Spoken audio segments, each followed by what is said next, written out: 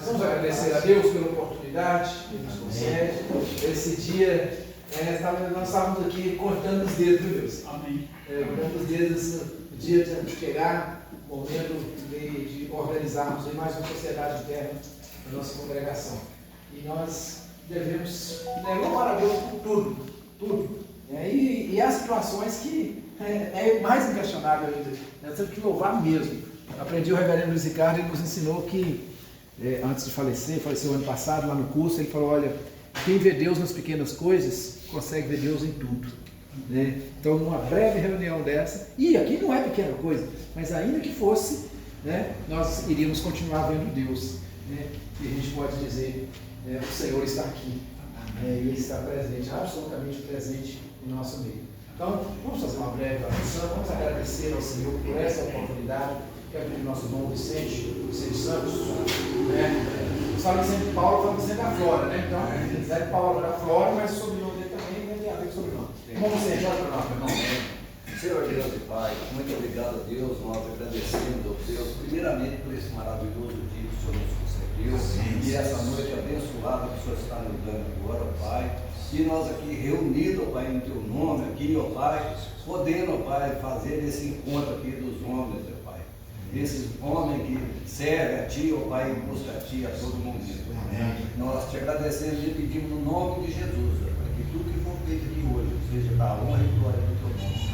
Nós te agradecemos e pedimos, Pai, no nome de Jesus. Amém. Irmãos, quem trouxe sua Bíblia, vamos ter Isaías, capítulo, é um texto bem conhecido, tá? Isaías 6, versículo 8, mas eu quero frisar duas palavrinhas aqui, né? Vamos ler o 8. Quem não trouxe Bíblia, você ainda contente? Quem trouxe Bíblia, vocês Isaías, capítulo 6, versículo 8. Tem um negocinho muito pequenininho esse texto, como a gente acabou de falar. Quem vê Deus nas pequenas coisas consegue ver Deus em tudo, né? Então, nas pequenas coisas a gente vê o Senhor, olha só que coisa linda, tão pequeno. Versículo 8 de Isaías, livro do profeta Isaías, capítulo número 6, versículo 8, diz assim: depois disso, ouvi a voz do Senhor, que dizia: a quem enviarei? E quem há de ir por nós? Disse eu: eis-me aqui, envia-me a mim. Irmãos, que coisa gostosa, né? Um versículo tão pequeno, mas tão rico, que coisa linda. Todos nós já conhecemos esse contexto aqui, né? O chamado do profeta, Deus chamando o profeta, ele vê a glória de Deus, ele tem seus pecados perdoados. Há um processo, por isso que o versículo começa: depois disso. Depois de quê? Né? Isso me mostra que Deus não chama qualquer um, e além de não chamar qualquer um, ele não chama de qualquer jeito. Depois houve um processo. Há um processo em nossas vidas. E por que você está aqui hoje? Foi depois de alguma coisa. Foi depois de algo. Por isso que nós estamos aqui. E algo muito interessante, né? Primeiro acontece alguma coisa, para depois você ouvir a voz de Deus. Você não ouve a voz de Deus para depois acontecer, não. Acontece algo com você. Aconteceu algo na vida do profeta. E aí ele ouve a voz de Deus, ele ouve o chamado de Deus. Ouvir a voz do Senhor. Irmãos, essa eleição que nós vamos ter aqui hoje, né, eu entendo como ouvindo a voz do Senhor. E ouvindo a voz do Senhor dizendo o quê? Né, que dizia: a quem enviarei? A quem enviarei? Né? Uma das coisas que eu tenho certeza que o Senhor não vai enviar são covardes. Ele não vai enviar covardes. Um tipo de pessoa que eu tenho certeza que o Senhor não envia é gente medrosa. O Senhor também não envia gente mentirosa. Sabe? Então a quem enviarei? Depois de passar por um processo. O profeta entendendo, né? Ainda que ele não fosse naquele momento ainda, né? Mas ele entende a voz de Deus. E quando nós entendemos o chamado de Deus, é necessário entender. Eu só posso dar uma resposta quando eu entendo o chamado de Deus. E aqui o profeta entendeu o chamado de Deus. Ele, depois de um processo, ele ouve a voz de Deus.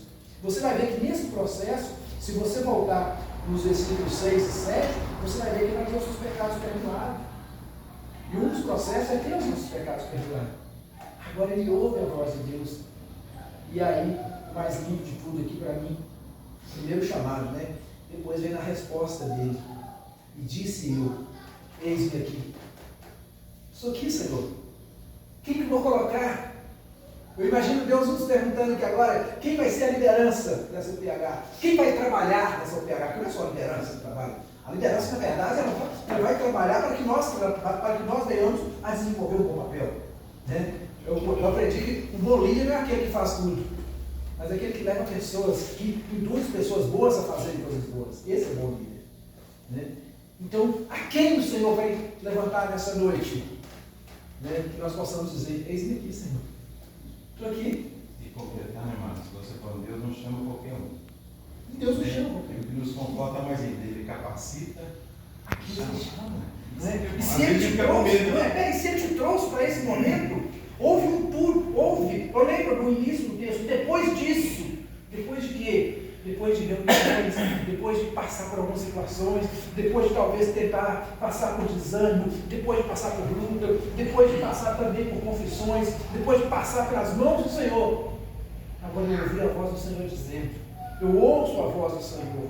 Irmãos, e para se atender o chamado de Deus, é necessário ouvir a voz dele. É necessário ouvir a voz do Senhor chamando. Né? E o primeiro sermão que eu preguei na minha vida foi sobre o chamado de Moisés. Eu tinha 13 anos. Eu sempre falo isso, 13 para 14 anos. Eu preguei para a SAF. Né? Foi o primeiro sermão. E aí a SAF tinha trabalho da SAF, da UPH, da UPA, espalhado pelas salas da igreja. Só a SAF que usava o tempo.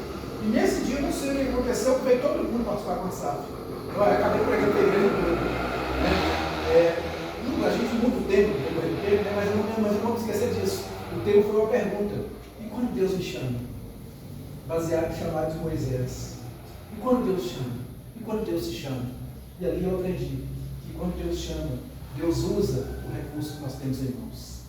Deus aperfeiçoa aquilo que nós temos em mãos. E Deus acrescenta aquilo que nós não temos em nossas mãos. Esse Deus que eu estou falando, é esse Deus que nós servimos, é esse Deus que tem capacitado e vai continuar usando esses homens para a criação dessa UPH. Eu creio nisso, irmãos. Eu creio.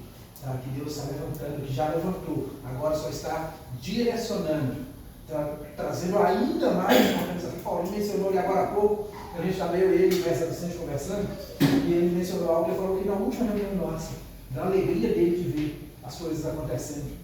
Porque alguns anos atrás, né, era por enquanto do Paulo. E ele, até a apelido ele tinha aqui de dono da igreja. Paulo era o dono da igreja. Né? Não, era quem trabalhava na igreja. Era quem Deus usou para sustentar essa igreja. Eu falo isso com muita gente rasgada. Se não fosse a família do Paulo, fala para quem fazer médico, nós não precisamos disso. Nós estamos falando agora, a gente separa o presbítero do Paulo, o pastor do Márcio, também separaram isso. Mas eu já falei com muita gente na cidade. Deus usou dessa família aqui para que essa obra não fechasse.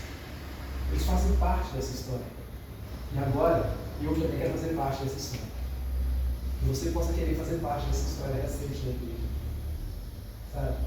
Que nós possamos continuar escrevendo a história da igreja, usados por Deus, junto com o Paulinho e os demais que nós encontramos aqui quando nós chegamos. Né? Eu cheguei aqui, interessante, cheguei aqui, quem que eu encontrei aqui, dos que estão aqui hoje? Só o Paulinho e o André.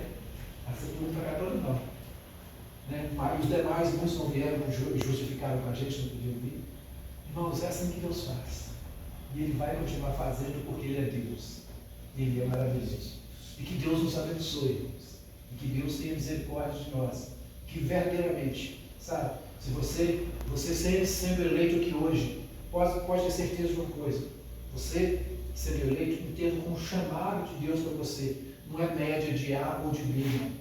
Um breve testemunho. Eu fui eleito diácono com 18 anos. E eu ganhei um senhor de 54 anos. Ele virou para a igreja e falou: eu não perdi a eleição para o moleque, eu vou sair da igreja e tal. Eu preocupei com aquilo. Chama o reverendo Diocélio Rodrigues Leal. Morreu há bem casado lá nos Estados Unidos.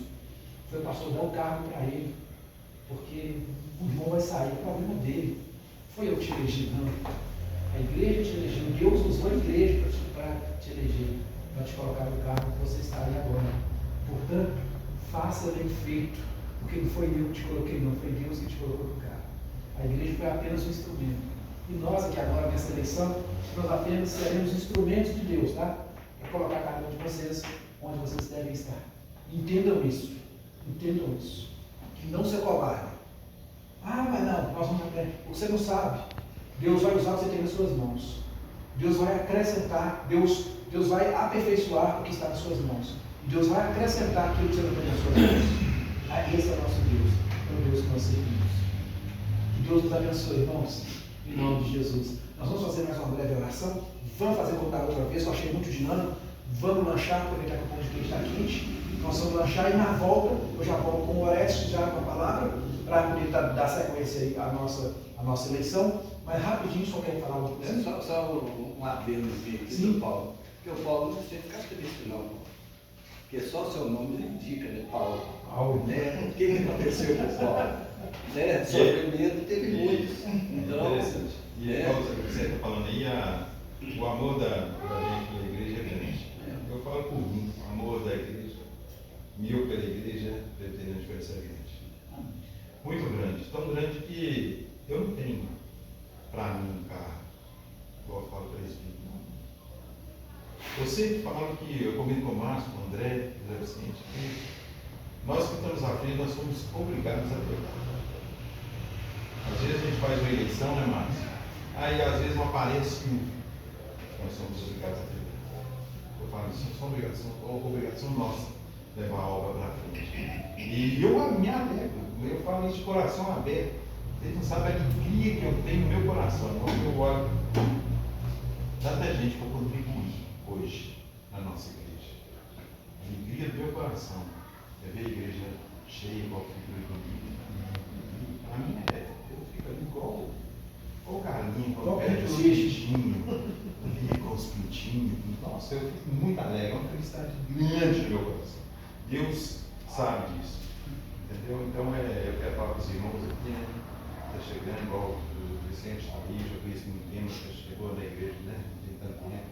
Marquinhos, Emerson, Alex. Alegria da gente de ver vocês aqui com a gente, somando, e somando cada dia mais. E Deus chama, não fica passivo também. Irmãos, eu falei de orar, mas deixa eu abrir mais só um parênteses aqui, é porque o Gabriel veio também com muito intuito, né? Deixa eu passar para o Gabriel aqui, né? O Orestes já conhecia o Nilson, Deus já conhece, sabe que ele é filho, não é grandes coisas não, mas bom. Graças a Deus não dá para saber por aparência. os olhos são quase demais. Não é? Olha o branco, né? Cabelo assim também. Aqui vai fazer, igual o irmão Lázaro que faleceu. Vai chegar, meu irmão, vai chegar. Cada calma cercada.